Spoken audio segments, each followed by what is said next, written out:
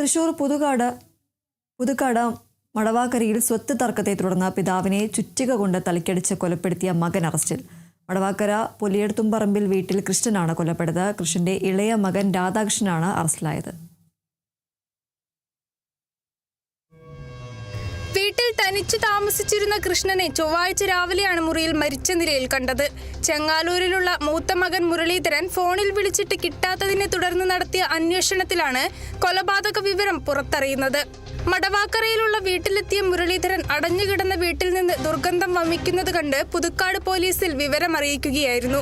Police എത്തി വീട് തുറന്നു നടത്തിയ പരിശോധനയിലാണ് കൃഷ്ണന്റെ മൃതദേഹം കണ്ടെത്തിയത്. പോസ്റ്റ്മോർട്ടം പരിശോധനയിലാണ് തലയിലേറ്റ ആഴത്തിലുള്ള മുറിവാണ് മരണകാരണമെന്നും കൊലപാതകമാണെന്നും വ്യക്തമായത്.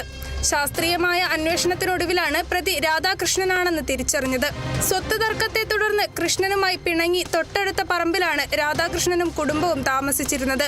കൃഷ്ണന് ജീവനാംശമായി 3000 രൂപ നൽകാൻ കോടതി ഉത്തരവുണ്ടായിരുന്നു. എന്നാൽ ഈ തുക നൽകാൻ രാധാകൃഷ്ണൻ തയ്യാറാകാത്തതിനെ തുടർന്ന് കോടതി ഉത്തരവ് പ്രകാരം രാധാകൃഷ്ണന്റെ ഭൂമി അറ്റാച്ച് ചെയ്തിരുന്നു.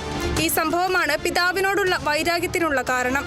സംഭവ ദിവസം രാവിലെ പത്രവിതരണത്തിനെന്ന് പറഞ്ഞ് വീട്ടിൽ നിന്നിറങ്ങിയ രാധാകൃഷ്ണൻ വീടിന്റെ മുകൾ നിലയിലൂടെ അകത്തുകടന്ന് കൃഷ്ണനെ കൊലപ്പെടുത്തുകയായിരുന്നു.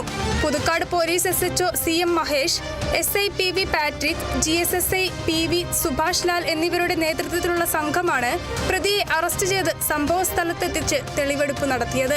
Kerala vision news, Thrissur. ലണ്ടനിൽ നിന്ന് എയർ കാർഗോ വഴി കടത്താൻ ശ്രമിച്ച വൻ ലഹരി മരുന്ന് ശേഖരം കുവൈറ്റ് കസ്റ്റംസ് പിടികൂടി. ഷാംബു ലൈനി എന്ന വ്യാജ